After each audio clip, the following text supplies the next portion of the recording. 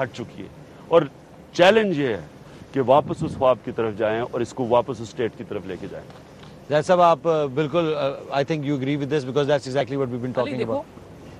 حضرت عمر بن عبدالعزیز 5ویں خلیفہ راشد کہلاتے ہیں. عمران نے خلافت راشدہ کی جو مثال دی ہے اٹس امیزنگ ایگزامپل, کیونکہ کائنات میں اس سے اچھی مثال دی نہیں جا سکتی کہ وہ لوگ جو ڈیزرٹ میں ریگستانوں میں رہا کرتے تھے راتوں رات ورلڈ لیڈرز بن گئے, world class, not just in governance and politics. وہی جو آپ نے بات کی تھی کہ رابرز تھے اور لیکن اس کے بعد وہ رابر بن گئے. راتوں رات وہ لوگ they turned out to be the finest thinkers, philosophers, ideologues, scientists and morally so high at such a high pedestal کہ دنیا میں اتنی بڑی گیلیکسی اتنی چھوٹی جگہ پہ اتنے small time frame میں واقعی پیدا ہی کبھی نہیں ہوئی. خلافت راشدہ 4 خلفاء کے بعد ایک پیریڈ تھوڑا سا انارکی کا آیا جس میں پوری مسلمانوں معاشرے میں سوسائٹی میں ایک ڈس آرڈر ہوا, مس مینجمنٹ ہوئی, کرپشن آئی.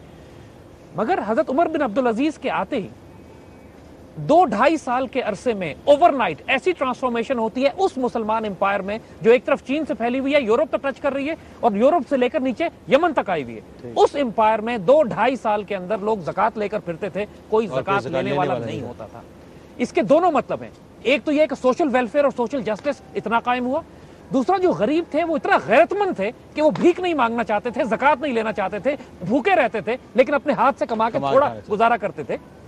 یہ ہمارے یہاں جو سٹینڈرڈ سیٹ کر دیا ہے نا کہ ملک ترقی کر رہا ہے, اس کا مطلب ہے کہ بڑی بڑی گاڑیاں اور بڑے بڑے گھر ہیں. کائنات میں جو اعلیٰ ترین لوگ تھے وہ پیٹ پہ پتھر باندھتے تھے بھوک کے مارے, but they were the highest caliber people ever born on this earth. تو ہم نے معیار چینج کر دیے, بینچ مارکس بدل گئے. ہمارا تعلیمی نظام جو ہے وہ صرف آپ کو یہ سکھاتا ہے کہ اچھی نوکری تم کہاں سے لے کر اچھا غلام کیسے بن سکتے ہو. اس کی اس پورے تعلیمی نظام میں کوئی ڈائمنشن ہے ہی نہیں کہ جو آپ کو ڈائریکشن دے, اقبال بنائے, آپ کو اسپرچول انلائٹنمنٹ دے, یا آپ کو وہ ڈگنیٹی اور self respect they, critical thinking they, وہ کریٹیکل تھنکنگ, اور سب سے بڑھ کر عزت نفس دے کہ یار اس طائر لاہوتی, اس رزق سے موت اچھی جس رزق سے آتی ہو پرواز میں کوتاہی. اقبال کا فوکس یہ یار بھیک کیوں مانگتے ہو, نہیں مر جاؤ گے تم اگر امریکہ سے امداد اور IMF سے قرضہ نہیں لوگے, تم نہیں مر جاؤ گے.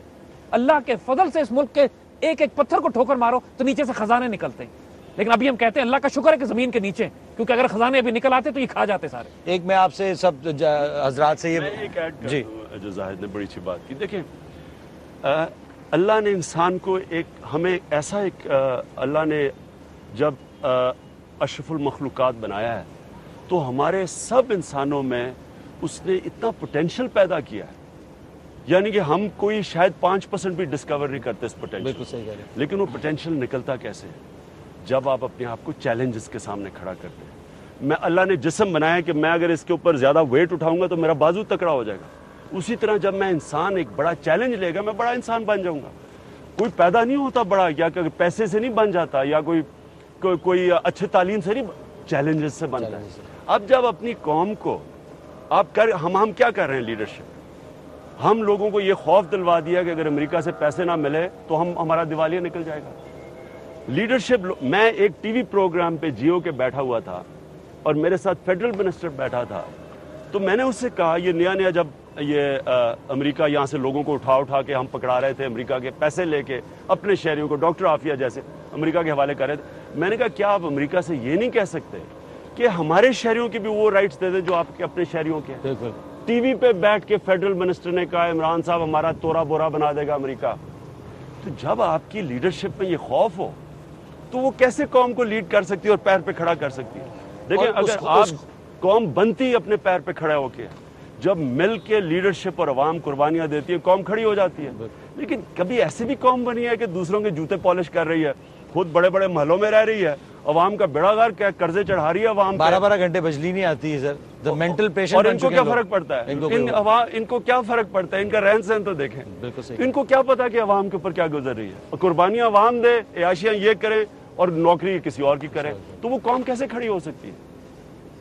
بالکل صحیح کہہ رہے ہیں. ایک بریک لیتے ہیں, اس کے ساتھ واپس آتے ہیں اور we'll go on.